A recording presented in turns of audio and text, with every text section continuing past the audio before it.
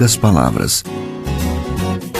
Um olhar sobre o mundo, a vida e a sociedade, à luz da Palavra de Deus, com Augustus Nicodemos. Estamos começando mais uma edição deste programa que nos dá um grande prazer de realizá-lo. Cá estou eu, Natsa Matias, apresentando mais uma edição do Em Poucas Palavras. Comigo, o nosso comentarista, pastor Augustus Nicodemos. Minha saudação a você, Natsa Matias, a todos os nossos ouvintes, a gratidão pela audiência e a gratidão a Deus pela bênção que esse programa tem sido para tantas pessoas, não só no Brasil, mas também em outros lugares do mundo. Graças a Deus por isso. Grande bênção. Vamos lá, então, à pergunta de hoje.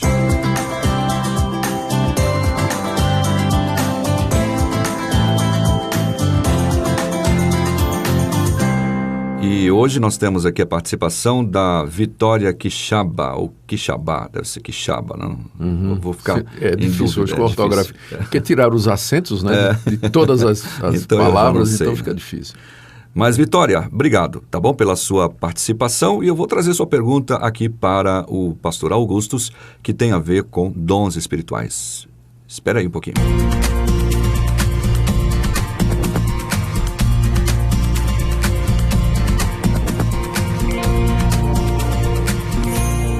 Pastor, a Vitória diz assim: graça e paz do Senhor Jesus Cristo, e ela é direta. Ela pergunta: como receber os dons espirituais? Em primeiro lugar, minha saudação a você, Vitória, obrigado pela sua pergunta. E eu vou responder já também de maneira direta, não é? Os dons espirituais a que você se refere são quais? Você está pensando em dom de línguas? Porque geralmente quando as pessoas falam em buscar dons espirituais, elas estão se referindo a buscar o dom de línguas, ou o dom de cura, ou qualquer um daqueles dons que a gente chama de os dons espetaculares ou sobrenaturais e tudo, né?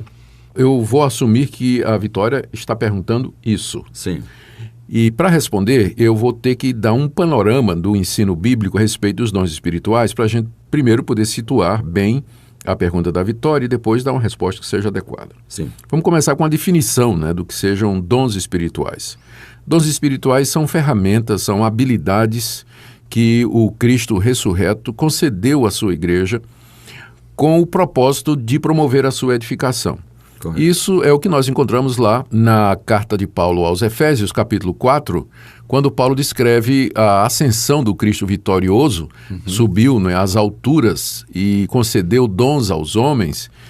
E depois ele dá uma relação desses dons. No caso lá de Efésios, né, é uma lista de 5 dons que inclui apóstolos, profetas, evangelistas, pastores e mestres. Então, os dons são dádivas do Cristo vitorioso, do Cristo ressurreto, à sua igreja, com o objetivo de edificá-la. Tanto é que o próprio Paulo, lá em Efésios 4, depois de mencionar esses dons, ele diz que esses dons são dados para a edificação, para o crescimento do corpo de Cristo, para a preparação dos santos para o seu ministério. Sim. Então, dons espirituais, eles devem ser vistos como habilidades, capacidades que têm como objetivo edificar a igreja, promover o crescimento da igreja, levar os crentes à maturidade, aumentar o conhecimento deles a respeito de Deus e levar avante a obra de Deus no mundo. Aqui é importante, Nathan, lembrar que existem mais dons no Novo Testamento do que simplesmente o dom de línguas, não é? Exato, uma lista. Não é? Pois é, olha aqui. Só na primeira carta aos Coríntios, capítulo 12, nós temos 2 listas de dons. O dom de línguas aparece lá, mas aparece também o dom da misericórdia, aparece a palavra da sabedoria, a palavra do conhecimento, o dom de ensino. Lá em Efésios capítulo 4, nós temos uma lista com 5 habilidades ou ministérios e o dom de línguas não aparece lá. Exato. Em Romanos 12 também não aparece o dom de línguas, mas naquela lista que está lá, o apóstolo Paulo menciona a presidência, a misericórdia, o serviço, que são dons também importantes e necessários para a vida da igreja. E lá na primeira carta de Pedro, o apóstolo menciona também alguns dons, e entre eles o dom de fala, né, e o dom do serviço e da diaconia. Ou seja, essas listas, elas não são exaustivas, eu não creio que sejam. Mas elas são um exemplo do que é que Deus pode conceder à sua igreja para a sua edificação. E o objetivo dessas listas e dos dons que estão contidos nessas listas é exatamente mostrar que, através de pessoas capacitadas, Deus leva avante seu reino aqui nesse mundo. Sim. Agora, é claro que a igreja, ela é multifacetada. A igreja, ela avança nas mais diversas direções. Então, pensar que o dom de línguas é o único dom disponível, né, e que as pessoas têm que buscar esse dom, é esquecer a comparação que a Bíblia faz entre a igreja e o corpo humano. Paulo faz essa comparação lá em 1 Coríntios 12, não é? O corpo é um só, mas ele tem muitos membros e nem todos os membros têm as mesmas funções e os membros precisam uns dos outros. Não pode menosprezar o outro, né? O olho não pode dizer ao pé, eu não preciso de ti. Né? Palavras do apóstolo Paulo. E Paulo usa essa analogia com relação à igreja. Então, na igreja você tem muitos diferentes dons. E esses dons se complementam, todos eles são necessários, todos eles são precisos para que a igreja desempenhe o seu ministério aqui nesse mundo, aqui na Terra. Quando o senhor falou aí sobre o corpo, né? Tem pessoas que acham que ela sozinha detém todos os dons. Tem pessoas que chega a pensar isso. Né? Chega. E o que é um absurdo, né? Ninguém tem todos os dons, as pessoas têm dons e habilidades diferentes e esses dons e habilidades, eles são necessários para o desenvolvimento, se complementam, não é? Se complementam. Aqui, talvez fosse interessante, Natsan, a gente fazer ou perguntar qual a relação entre dom e talento natural. Qual a diferença desses dois? A diferença entre as duas coisas. Eu considero que Deus dá talento. Talento é uma habilidade para uma pessoa fazer alguma coisa bem e que independe dela ser crente ou não. Exato. Então você vai encontrar incrédulos, ateus, que são extremamente talentosos. Eles falam bem, eles se expressam bem, eles têm habilidade musical, eles têm habilidade artística, eles têm percepção científica, eles são criativos. Tudo isso são talentos. Gente que tem talento para liderar, exato. Talento para escrever. Até melhor do que um cristão, digamos assim. Até melhor do que um cristão em muitos casos, né? Então, esses talentos também são dádivas de Deus para a humanidade, para que a humanidade se mantenha, se desenvolva aqui no planeta, não é? Onde Deus nos colocou. Quando uma pessoa se converte a Jesus Cristo, uma dessas pessoas talentosas se converte a Jesus Cristo, esse talento, ele é santificado e ele é usado agora, redirecionado para a glória de Deus. E pode ser chamado de dom a partir daí. Eu posso dar um exemplo, não gosto de dar exemplo pessoal, né? Mas eu posso dar um exemplo. Antes de eu conhecer a Jesus, eu era líder de uma gangue de motocicletas, de motociclistas lá em Recife. Gangue é um termo pesado, Sim. né? Mas a gente às vezes chegava perto disso aí. Então eu tinha uma habilidade natural, um talento natural para a liderança. E eu sabia falar bem, eu me dirigia bem em público. Eu me recordo, quando eu estava na escola primária, naquele tempo era assim que chamava, né? Eu fui orador da turma mais de uma vez, né? Fazia aqueles discursos e tudo, então eu sempre era. Quando eu me converti, aos 22 anos de idade, esses talentos naturais, eles foram redirecionados para o meu chamado ministerial, o meu chamado pastoral. Então, não é que eu me tornei um pregador a partir da minha conversão. Eu já tinha habilidades na área de fala pública. Agora, elas foram santificadas e dirigidas para a glória do meu Senhor e Salvador Jesus Cristo. Da mesma forma, os dons de liderança. Então, existe essa possibilidade. E existe também a possibilidade de que, na conversão da pessoa, ao receber o Espírito Santo, que é quando a gente recebe, né, quando a gente se converte, o Espírito Santo vem morar em nós, como o Espírito Santo é o doador dos dons espirituais, então, ao receber o Espírito Santo, a pessoa pode também receber ali habilidades espirituais, que a gente chama de dom, não é? Chama de dom porque é gratuito, né? Exato. É um presente de Deus, pode ser recebido na hora da conversão. Então, tem gente que antes não tinha qualquer disposição para, vamos pensar, atos de misericórdia.